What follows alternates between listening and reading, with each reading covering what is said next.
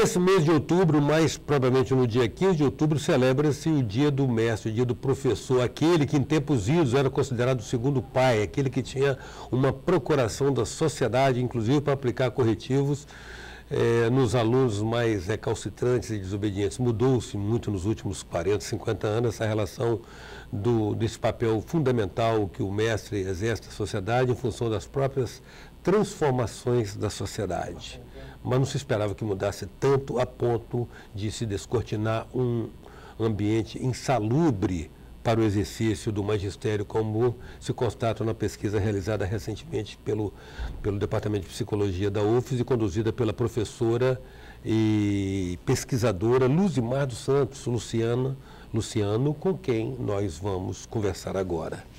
Ou seja, Luzimar, o ambiente está insalubre, né? Com certeza. E é importante a gente ter em mente, Eustáquio, que o ambiente está insalubre não é de agora, mas desde quando existe o ofício de professor, né? Inclusive a gente tem pesquisas históricas no próprio Espírito Santo, com historiadores que realizaram essa pesquisa no Arquivo Público Estadual, que denotam essa situação. Uhum. Mas piorou, melhorou, estabilizou desde lá. Ou seja, a gente vive um mundo do trabalho em constantes transformações, como você mesmo disse, né? Então, a gente tem hoje um perfil diferenciado de problemas que atinge a categoria de professor.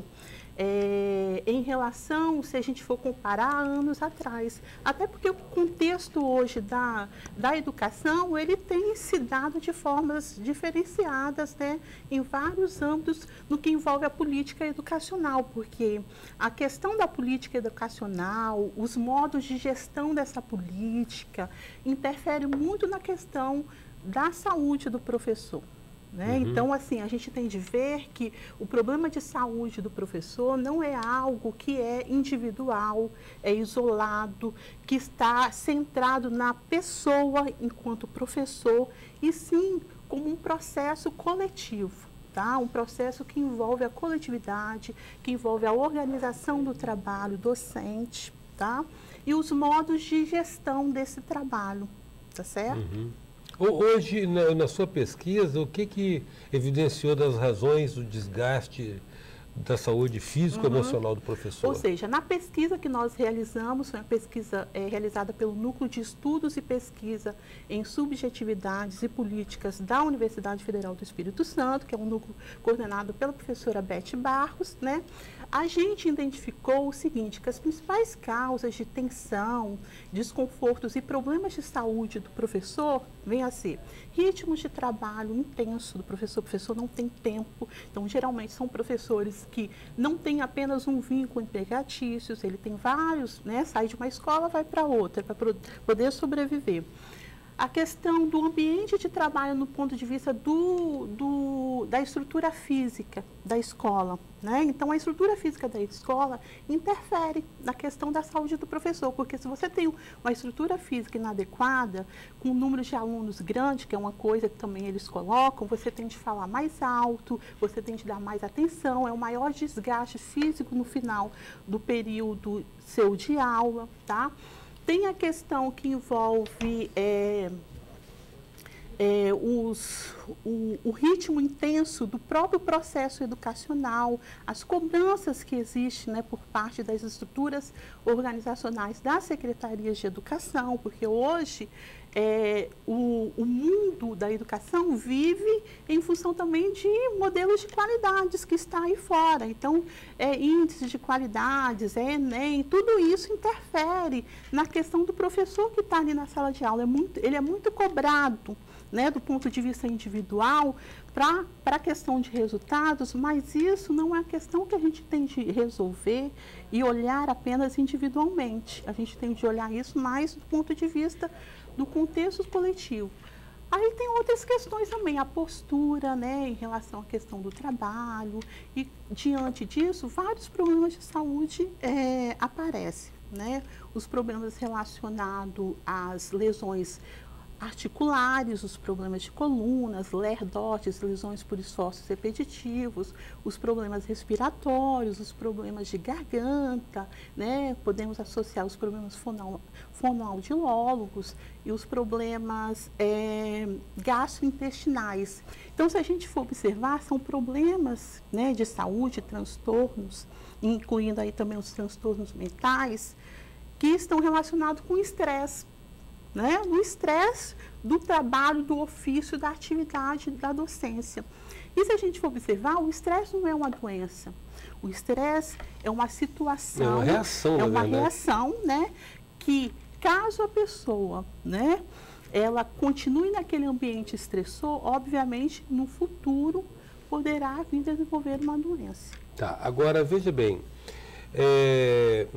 No fundo, nós estamos falando de uma somatização de uma tensão permanente, né? Uhum. Ou seja, se manifesta através de gastrite, de problemas na garganta, tantas outras manifestações fisiológicas, distúrbios fisiológicos orgânicos, mas, na verdade, cheira a uma somatização, né? Quando a pressão... Não, eu acho distingue. Que a gente deve distinguir que se a gente falar numa somatização, a gente vai individualizar o problema.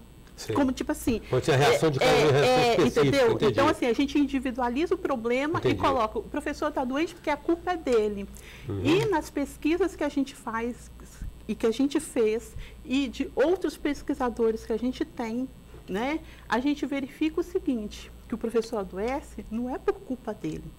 Existe um contexto dentro desse ambiente de trabalho, entendeu? Que envolve a organização desse trabalho. Ou seja, não é pela subjetividade dele.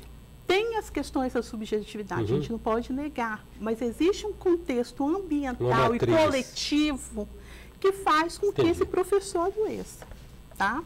Em 9 minutos, estamos conversando com a professora e pesquisadora Luzimar dos Santos Luciano, a propósito de pesquisas a respeito dos professores no Espírito Santo. A gente volta já.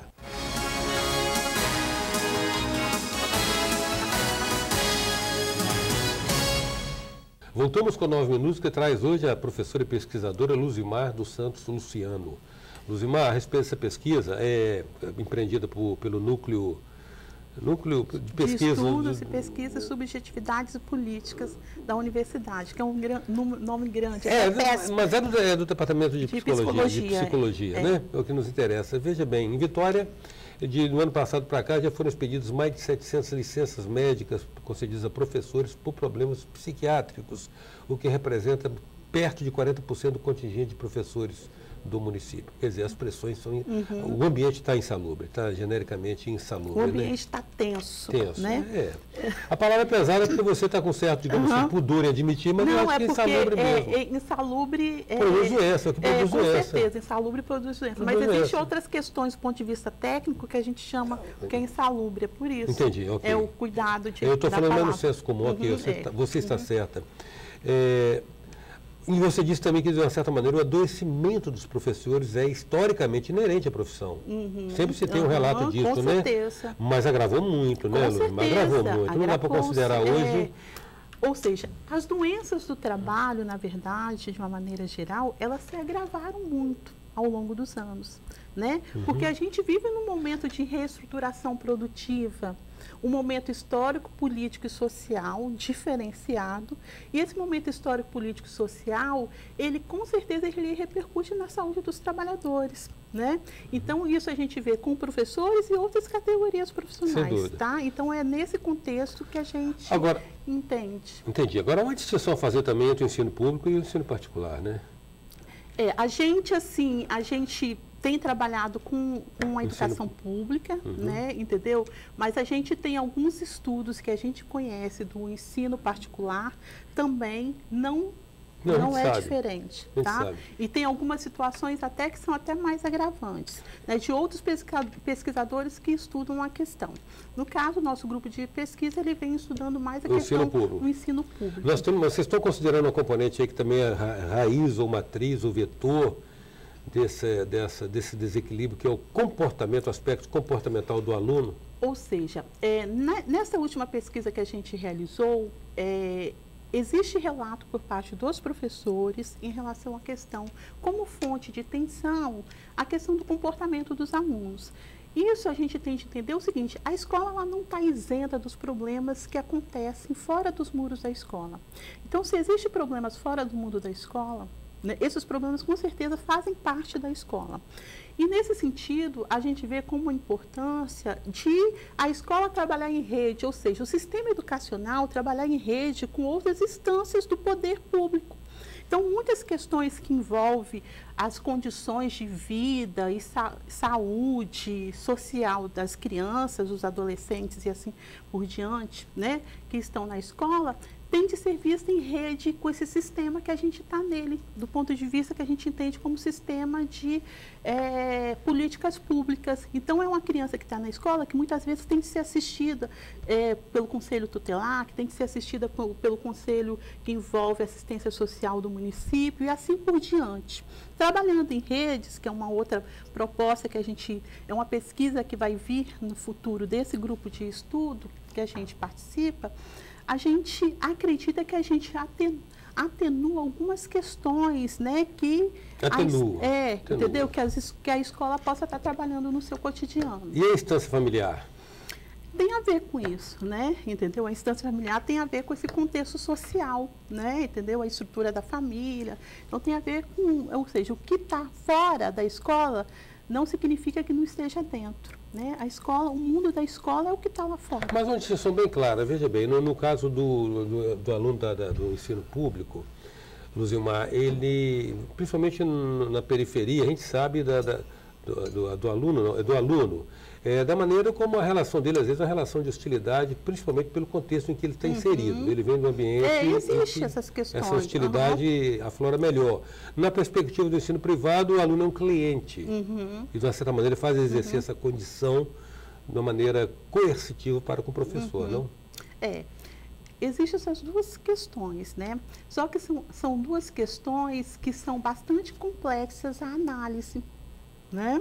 Então, a gente tem de analisar com bastante cuidado essas questões, até mesmo para a gente poder tomar ou falar, conceituar ou mesmo dizer alguma coisa em relação a esse fato em si, né? Então, é algo que a gente tem de analisar, porque se a gente fizer uma análise superficial, corremos o risco, né, de estar fazendo generalizações também. Generalizações que não são condizentes com a realidade e ferindo o princípio ético-político, né, da gente quanto pesquisador. Tá certo? Agora, há a perspectiva de um trabalho sério bom igual esse vir a instruir algum tipo de política pública? Vocês têm essa esperança ou expectativa? Com certeza. Inclusive, assim, a gente acredita, né, a gente vem batalhando nisso, a gente acredita que a universidade, juntamente com outros atores, entrando aí, as secretarias de educação, os sindicatos, né, os professores, a gente possa estar criando formas de deliberações, comissões de saúde, no sentido de estar dialogando os problemas que existem na escola. E a gente acredita o seguinte, que conversar sobre saúde, conversar sobre o processo de trabalho na escola é um bem primordial para se produzir saúde. Entendeu? Conversar quase sempre é terapêutico, né? Grato, Luzimar, pela sua presença e parabéns pelo trabalho seu e do departamento. Tá certo. Então, nós estamos na universidade, no Núcleo de Estudos e Pesquisa, em Subjetividades e Políticas, né, ligado ao Departamento de Psicologia da UFES, coordenado pela professora Beth Barros, então, que ao longo de muitos anos estuda a questão de saúde e trabalho docente, e estamos à disposição na universidade. Ok. Em 9 minutos, nós contamos com a presença da professora e pesquisadora Luzimar dos Santos Luciano. Até já. Sou passageiro do tempo, tentando entender, erro e acerto os caminhos, aprender